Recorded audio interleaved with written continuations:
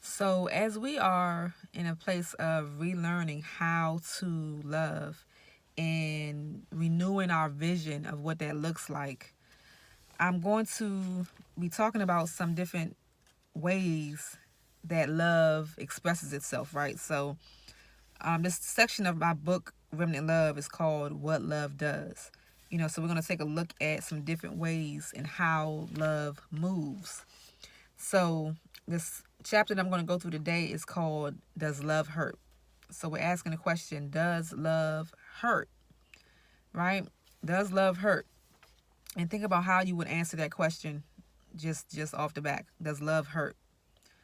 There's two different ways that we can go with that, and I'm going to cover kind of what it should or shouldn't look like because the answer to read here says the short answer is absolutely love does hurt. Love has a pain attached to it.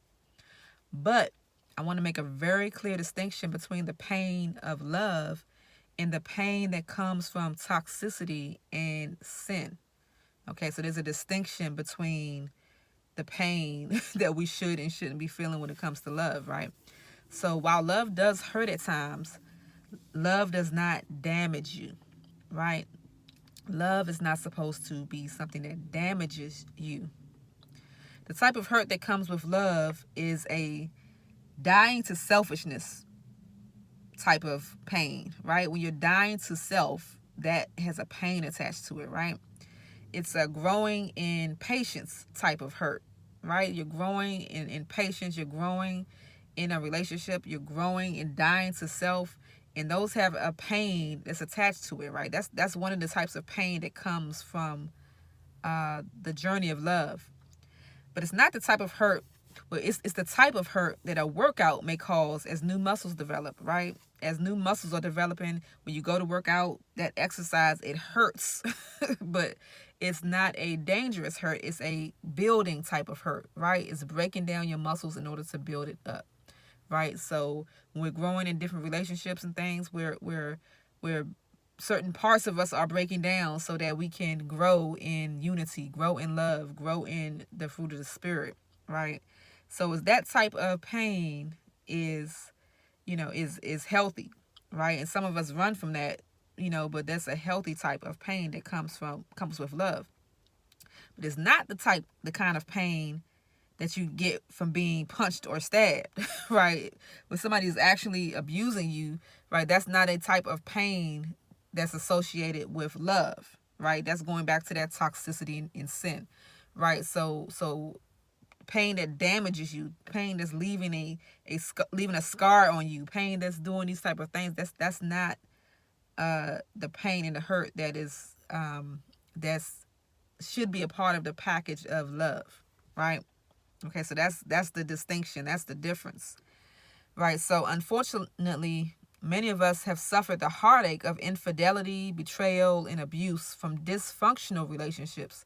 So we've gone through these different things in dysfunctional relationships, and unhealthy attachments that we incorrectly labeled as love. So we went through things in our attachments to people, and we've gone through different situations, and we thought that it was a love situation, and we called it love incorrectly.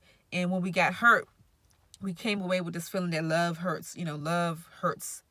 And we end up sometimes closing ourselves off from love because we say love hurts. So we have to make this distinction and clarify between a pain that is going to be a part of the process and journey of growing in love, but the distinguish that from the pain that comes from sin, being somebody sinning against you. The pain that comes from toxicity, right? Whether it's originating with the other person or within ourselves from our unhealthy attachments, right? So as we heal, we want to become unfamiliar with the pain of toxicity and become acquainted with the healthy dynamics of love. So in Proverbs 27:6, it says that the wounds of a friend can be trusted. The wounds of a friend can be trusted. So the word friend here is the Hebrew word for love, ahab, right? That's the word here for friend. So the wounds from someone exercising love towards us will be for our good, right? To bring correction and instruction, to promote greater unity and understanding, right? So when someone is exercising love towards us and they wound us, that wound is something that can be trusted. It's something that's for our good, because it's not, it's going back to that healthy type of love. It's a correction. It's something that's bringing us back into function where we may have fallen into dysfunction, right? So in doing that, because we are flesh, sometimes, the person may fall short, right? They may fall short at times and not do so perfectly, right? So they may not deliver the best way. They may not, use the best wisdom, as they're trying to do this. And they may fall short at times. So our feelings may get hurt, right? We may go through our feelings getting hurt. It may be uncomfortable, right? But overall, it's for our good. It's functional. It's something that's functional. So it may be just some scratches along the way of, both you and the person, dealing with flesh and trying to work through something that is functional and good, but you got those little scrapes and bruises along the way, right? You got those little, not really scrapes and bruises, but those little bumps, right? You got those little bumps along the way, okay? So this is what comes along, the type of wounds that comes along that with love that can be trusted. So the pain and discomfort that we experience in healthy relationships also come from things like, I'm going to name a couple of things here. Number one, lack of reciprocity, right? So because we don't do this thing perfect sometimes, not getting back what we put in at a moment when we need it, right? Lack of reciprocity, not getting back what we put in to a relationship, to a person in a moment when we need it. That hurts. It hurts. Because people are human and have moments when we don't show up as we should. So we're human. We have moments where we don't show up as we should, right? Even in healthy relationship dynamics, right? But it hurts us in those moments, right? It hurts our feelings when we don't feel like someone is responding to us in a way that's reciprocal and that matches the energy that we're giving them, what we've given to them in the past or what we're giving in that moment. When a person does not respond to that in a way we feel, it hurts us, right? It's a wound, right? So, but in healthy relationships, these are just moments, right? And there's a healing that promptly follows this. These are just moments, and there's a healing that promptly follows this, right? So it's a paper cut and not a stab wound, right?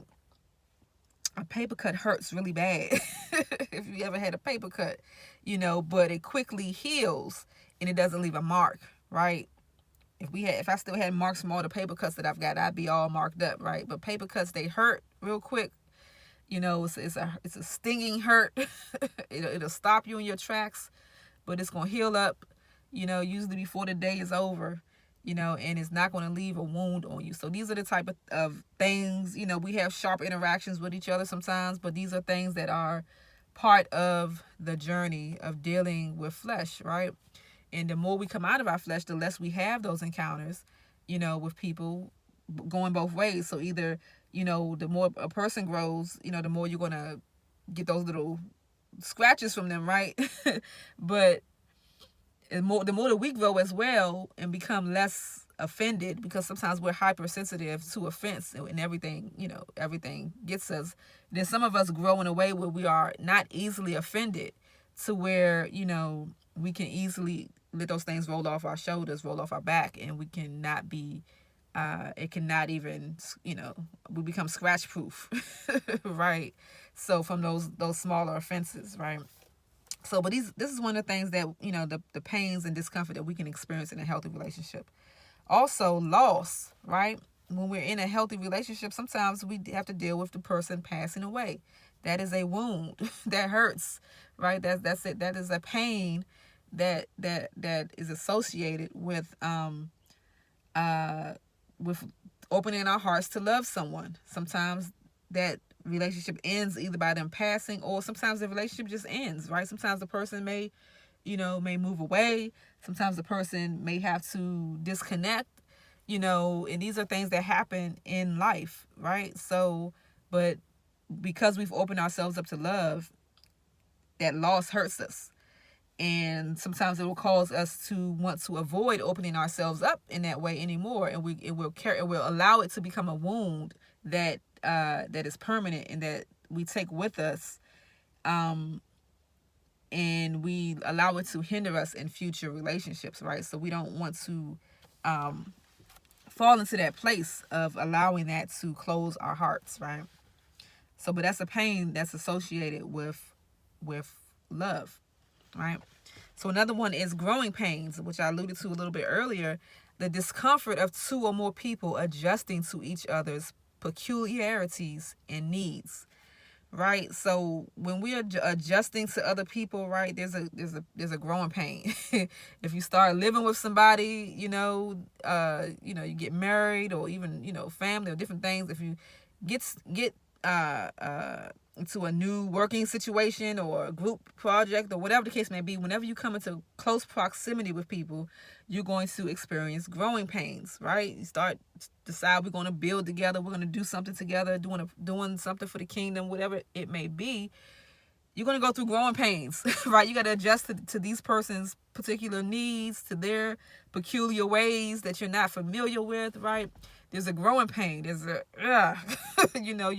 you're growing together, and it's going to rub you the wrong way sometimes, and it's uncomfortable. And some people run at the first sight of that and don't make it through it.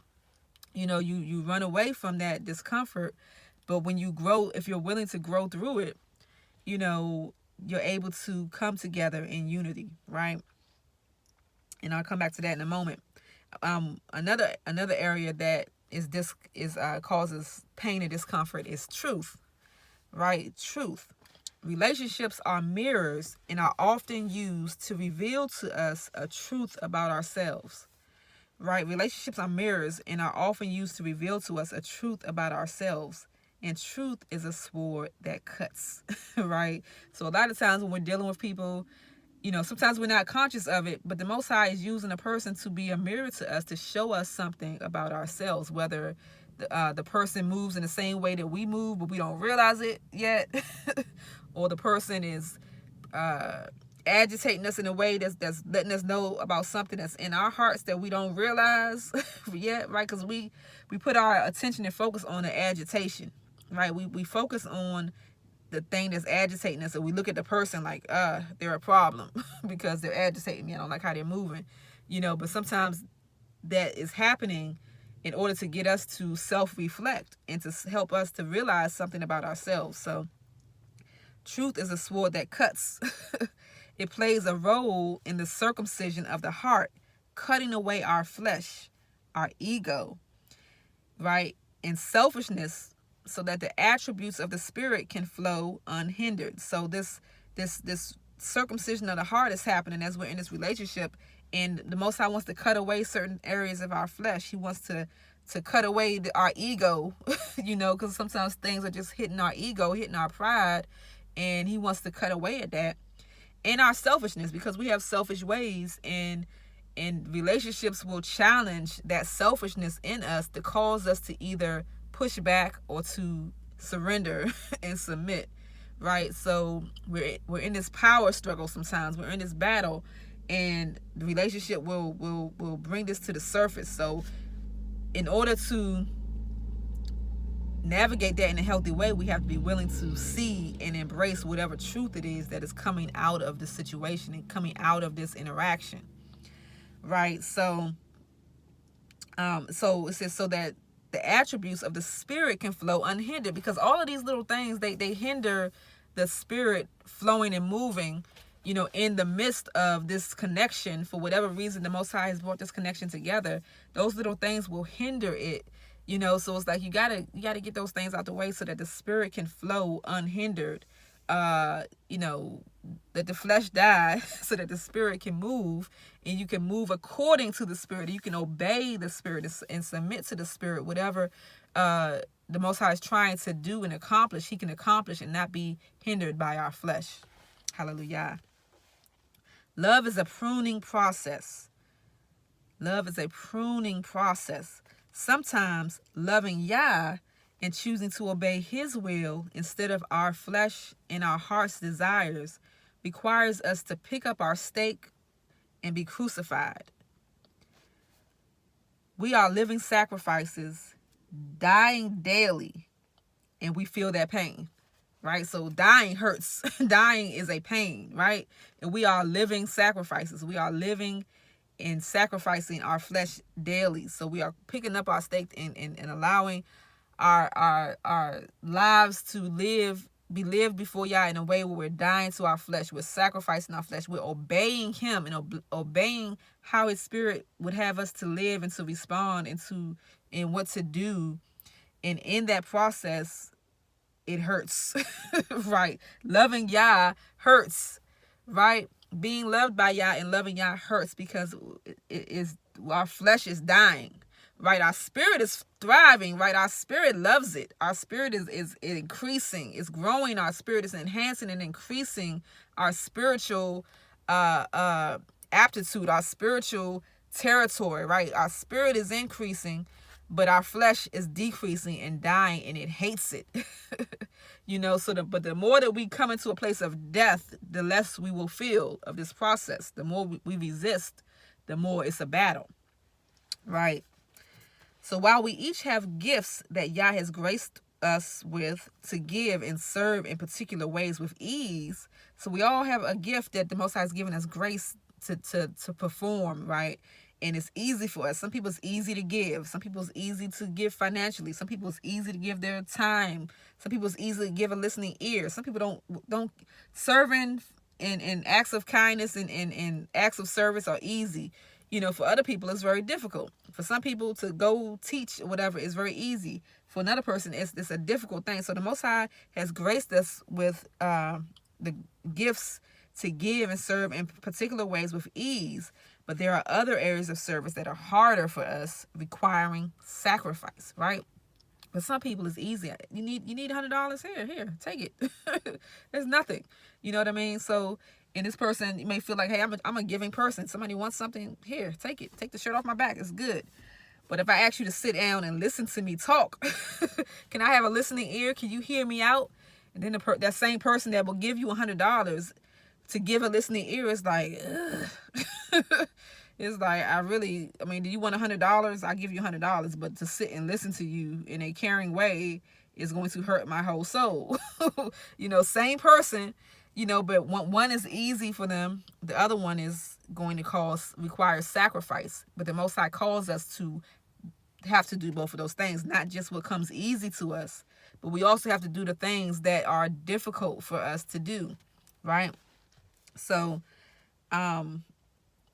love is the willingness to die to self so that the spirit can bring life into the situation, right? Love is the willingness to die to self so that the spirit can bring life into the situation, right? When we die to ourselves, the spirit lives, the spirit thrives, the spirit is increased and able to work unhindered. Loving people at times is like the rough edges of two rugged stones rubbing together, chiseling away the excess until the two fit together. Right? You see that picture?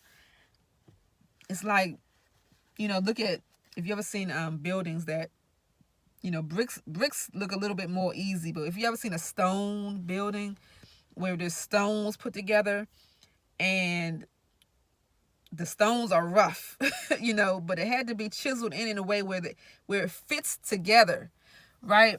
So we are walls being built together. We are the temple of Yah individually and collectively. So we're being built together, living stones being built together and placed together to build this wall, right? These walls of the temple. And we're rugged and we come together and we're scratching and scraping each other, and but it has to come to a place where it fits together perfectly, so that the wall is solid, right? Because you can't be standoffish and be a wall. You can't be stones fitted together and be standoffish. Like, you rub me the wrong way, I'm gonna stand over here, you stand over there. Like, you have to be able to be a fortified wall. You have to be together. And so you have to find a place to fit. You got to be able to chisel those rough edges off so that you can fit together And that is a process that, in getting those rough edges off of us. We have these rough edges, we just got these personality traits that rub people the wrong way sometimes. People just don't like, some people, I don't like quiet people. They rub me the wrong way. I don't like people who talk in this, loud. They rub me the wrong way. I don't like people this and that and this and that, so, and that will hinder the work of Yah, because we are a variety of different people with differences. But those differences can't be elevated above the work and the will of Yah and his love and his spirit flowing through us. Right? So we have to surrender. We have to submit ourselves. Hallelujah. So it is an uncomfortable and painful process, but it is the pain of refinement, which is what we are in the process of as believers. We're in the process of refinement. The breaches in the wall caused by the rough and missing areas of our character are restored as we heal and allow the set apart spirits to guide. Right? Those breaches in the wall, those holes in the wall, those parts of separation, right? Those are areas those are holes that are created by missing areas of growth in our character. Right? They cause breaches. Right? So as we are restored and as we heal, those breaches are able to be restored and healed collectively, right? The result is a wall that is stable and secure, that won't easily crumble. So our wall in our character won't easily fall apart. It can endure the pain and discomfort of love, and then we become a collective family. We become a family. We become an assembly. We become a community. We become a people. We become a wall that is stable. It won't easily crumble. Hallelujah. Hallelujah. So having said all that, evaluate your relationships. What types of wounds are you experiencing? Is it the healthy wounds? Is it the unhealthy wounds? Right? Are you dealing with unhealthy dynamic that's causing you pain? Is it toxicity? Is it sin? Or are you dealing with the normal growing pains, that comes along with relationships? Is the pain healthy and functional, or is it toxic? Right? And then ask yourself, have you been avoiding pain? Have you been avoiding healthy dynamics that are healthy and necessary, because you're trying to avoid pain, but you're trying to avoid the healthy pain? You're running from the smaller things that are part of the growth process, and because it hurt you, it hurt your feelings, it was uncomfortable, you've removed yourself from it, right? So which one of these things are you experiencing? And just kind of take a look at your relationships, or your environments and different things, and see where you are when it comes to that.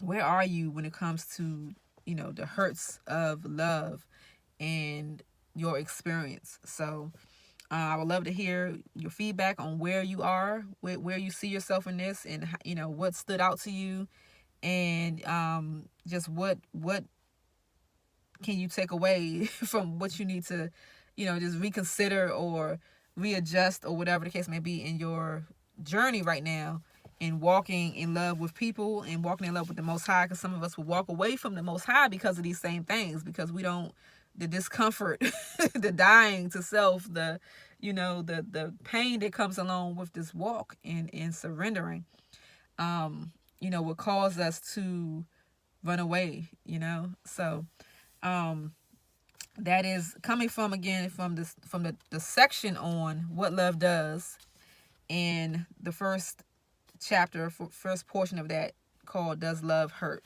This is in the book Remnant Love. You can grab it at remnantlovebook.com or on Amazon, and I look forward to sharing it in the next video. Shalom, shalom.